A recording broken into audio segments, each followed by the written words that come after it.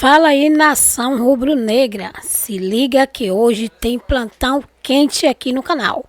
Gabigol soltou o verbo e mandou um recado direto para a nação rubro-negra.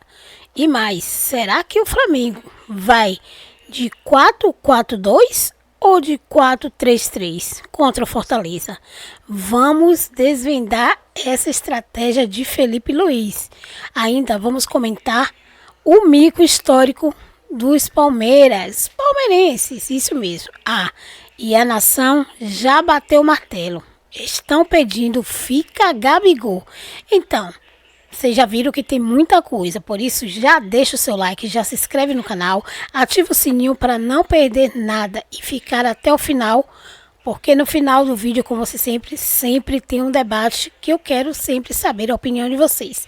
Agora vamos pro corte. Um vídeo no canal Vene Casagrande com informações do Flamengo. Enquanto a gente grava esse vídeo aqui, o Flamengo está a caminho de Fortaleza para o duelo com o Fortaleza nessa terça-feira, jogo 8 horas da noite, lá na Arena Castelão. E o Flamengo tem novidades na lista de relacionados, a gente vai falar que novidades são essas. Se o Felipe Luiz esboçou o time titular ou não, contaremos também. Tem informação importante envolvendo a política do Flamengo, lembrando que tem uma eleição presidencial marcada para o dia 9 de dezembro, está chegando alguns dias. Tem informação sobre Hugo Souza e Corinthians e Flamengo, essa situação pode parar na justiça. É isso mesmo que vocês estão ouvindo, o Corinthians pretende ir à justiça para reclamar do Flamengo, na postura do Flamengo em relação ao contrato de Hugo Souza. E tem também Internacional devendo ao Flamengo por conta da compra de Thiago Maia. A gente vai contar todos os detalhes, todas as informações e valores dessa situação também. Isso tudo e muito mais no vídeo de agora. Mas antes eu peço para você se inscrever no canal também, dar o like no vídeo. Vídeo com os amigos, com as amigas, e vamos ajudar o canal Vene Casagrande a crescer cada vez mais. Conto com a sua colaboração. Qualquer ajuda será super bem-vinda. Tem Pix aí na descrição se quiser ajudar. Mas vamos lá, informação, vou começar sobre a política do Flamengo. Alguns sócios questionaram a CPE, que é a Comissão Eleitoral do Flamengo, sobre a atuação da chapa de Rodrigo Dunsch, que, segundo esses sócios, vem utilizando a máquina, ou seja, utilizando o clube, rede social, o próprio clube, a Gávea, a seu favor, principalmente pela utilização da imagem do presidente Rodolfo Landim em faixas, banners e camisas, numa flagrante tentativa de induzir o sócio a erro, pois o Landim não é candidato. A CPE decidiu favorável aos sócios. Com isso, a CPE notificou a chapa do Rodrigo Dunsch, através do seu representante legal, o Diogo Lemos, que inclusive é VP de gabinete atualmente no Flamengo, para que tais arbitrariedades fossem imediatamente corrigidas. Então, esses sócios tiveram ganho de causa. Agora, se isso será feito ou não, aí a gente só vai ver com o tempo. Lembrando, eleição é dia 9 de dezembro, no dia seguinte ao término do Campeonato Brasileiro. Por falar em Campeonato Brasileiro, o Flamengo poderia estar disputando. Eu não boto o Flamengo na briga pelo título. Matematicamente dá. Eu sei que dá, mas eu não acredito. Espero queimar minha língua, que chegue lá no dia 8 de dezembro, Flamengo campeão. Mas eu não acredito de verdade. Eu acho que está entre Botafogo e Palmeiras, nem o próprio Fortaleza eu acredito mais. Por falar em Botafogo, hoje o técnico Arthur Jorge, do Botafogo, convocou uma entrevista coletiva, algo que não acontecia há muito tempo, na véspera de um jogo. Eu assisti essa entrevista coletiva, até demorei a gravar esse vídeo por conta disso. Vários momentos ele enfatiza que o time está bem mentalmente. Quando começa a fazer isso, é porque o time não está bem mentalmente, pelo menos é a minha opinião, lembrando que a gente vive numa democracia. Se você, botafoguense, pensa diferente, não adianta nada reclamar, me xingar. Fato é que, nitidamente, na última partida, a gente pôde ver os jogadores do Botafogo muito nervosos, ansiosos. Se é por conta de 2023 ou não, eu não sei, mas que estão nervosos e ansiosos, estão. E isso só me faz lamentar mais a postura do Flamengo em relação ao Campeonato Brasileiro no início, não com o Felipe Luiz. A forma como o Campeonato Brasileiro foi tratado por essa diretoria do Flamengo, juntamente com a comissão técnica do Tite. Eles, não vou falar aqui, porque muita criança me assiste, mas de fato eles não estavam nem aí para essa competição. Se tivesse um pouquinho dado um pouquinho mais de valor, o Flamengo estaria brigando com o Botafogo e Palmeiras por esse título. Mas não adianta falar de passado, como diz o Cristiano Ronaldo, é viver o presente. O passado já foi e o futuro a Deus pertence. Vamos lá, vamos falar de mais informações. Hoje, Flamengo e a Prefeitura do Rio de Janeiro assinaram, na manhã de hoje, dessa segunda-feira, um termo de compromisso para viabilizar a construção do estádio no gasômetro com o uso do potencial construtivo da Gávea. O clube estima obter cerca de 500 milhões de reais com o CEPAC, que é o Certificado de Potencial Adicional de Construção da sede rubro-negra.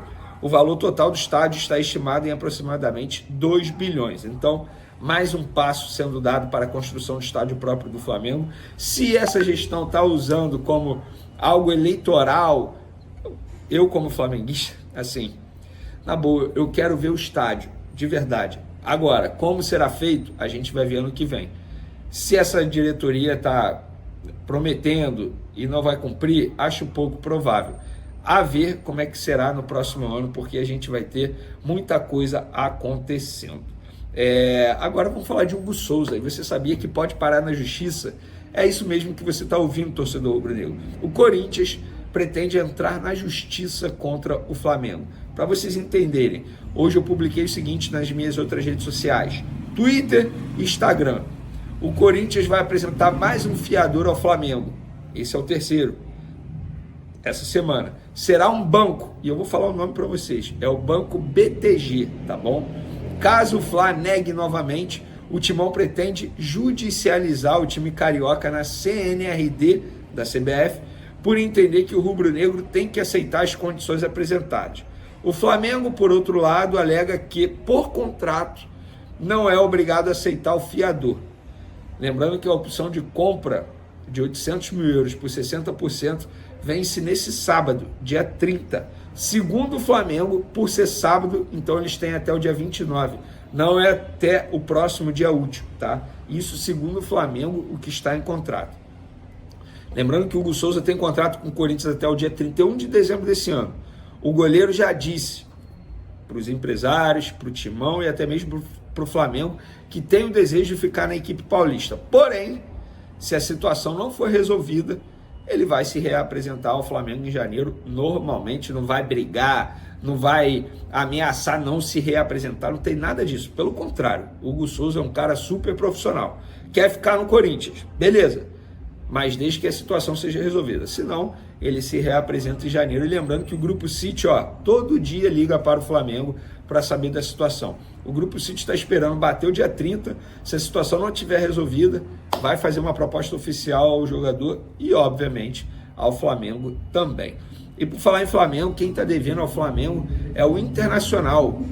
Em relação à compra do Thiago Maia. O Flamengo vendeu o Thiago Maia Internacional em junho desse ano, mas ainda não recebeu nenhum valor pelo volante. É isso mesmo que vocês estão ouvindo.